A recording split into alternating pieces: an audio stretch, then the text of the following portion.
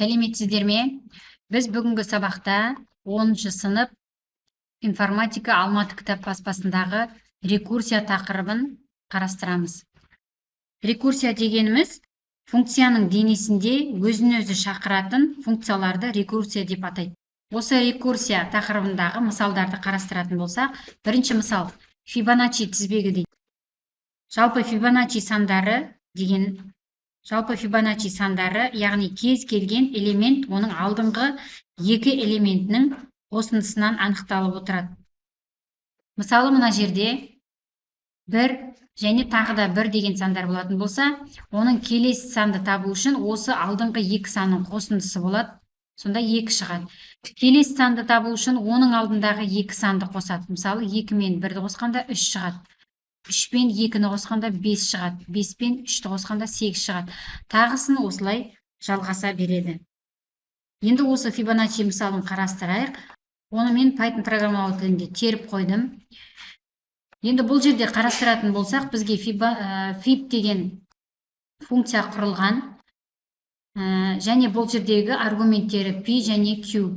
Бұл жердегі Фибоначчи деп отырғанымыз, мына жерде Фибоначчи функциясы ол өзін Q және T аргументтері үшін осы жерде шақырады. Және біз экранға осы Фибоначчи және біз экранға шығару үшін мына жердегі рекурсияның денесін пайдаланып тұрмыз. Бұл жерде тек қана 1 және 1 деген сандарды берілгенде, ары қарай оның Фибоначчи сандарын осы рекурсиялық функция арқылы тауып тұр. Енді нәтижесін қарайтын болсақ, мысалы, бізге қандай да бір n санын беретін болсақ, 5-ке дейін, 6-ға дейін деген сияқты бере береміз. Мысалы, 6-ға дейін деп беретін болсақ, бізге 6-ға дейінгі Фибоначчи сандарын экранға шығарып беретін болады. Келесі мысалды қарастырамыз.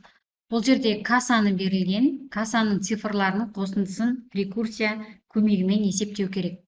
Яғни, берілген k сан неше таңбалы сан болса да, сол санның цифрларының қосындысын рекурсия көмегімен анықтауымыз керек. Енді оның программасы дайын тұр. Мен оны программаға теріп қойдым, Pythonға.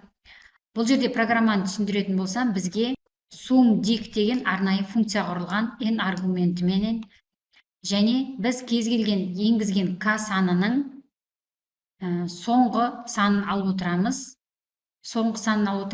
Және біздің енгізген n санымыз неше таңбалы сан болса да, яғни 10 таңбалы санға дейін болса, онда біз формула бойынша есептейміз. Яғни соңғы санды қосамыз, сол енгізген санымыздың қалған бүтін бөлігіне қосып отырамыз, және ретурнға сумды қайтаратын боламыз.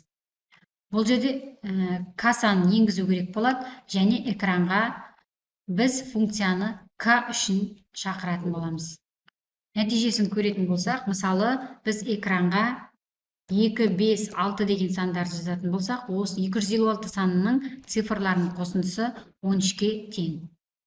Әрі қарай үшінші мысалды қарастырамыз. AVS сандарының үлкенін табатын программа құрастыруда функция қызметін пайдалан дейді. Үлкенін анықтау керек. Енді осы мысалдың программасын Python программалау тіліне теріп қойдым. Бұл жерде бізге max деген арнайы функция құрылады, және 3 параметр бойынша. Өйткені біз қазір 3 санның ең үлкенін табатын боламыз. Бірінші осы m аргументін максимум деп қарастырып аламыз, және ары қарай шарт құру арқылы осы максимум егер k-дан кіші болса, онда максимум k-ны меншіктейді. Егер максимум осы, яғни k-мыз p-дан кіші болса, онда максимум p-ны меншіктейді деп, және ретурнға максты қайтарамыз. Және оқулық бойынша бізде AVS сандарын енгізу керек болады экранға.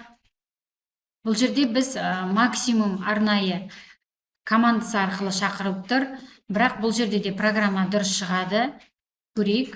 1, 2, 3 деген сандар беретін болсақ, ең үлкені 3-ті береді. Ал егерде біз мына жерде max деген команданың орнына біз осы мына жердегі тұрған өзіміздің құрған максимумымызды шеретін болсақ, яғни үлкен макс деп жазатын болсақ, бұл жерде бізде үлкен макс пенен кіші макстың айырмашылығы болады. Өйткені макс деген бұл макс Python программалау тіліндегі арнайы команда, үлкенін табатын.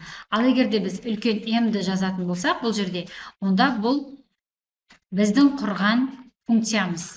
Яғни біз функциямыз үшін шақырып тұрмыз ABC сандарын. Бұл кезде де программа дұрыс шығады. Мысалы 1, 2, 3, ең үлкені бізде 3 деген санды шығарады.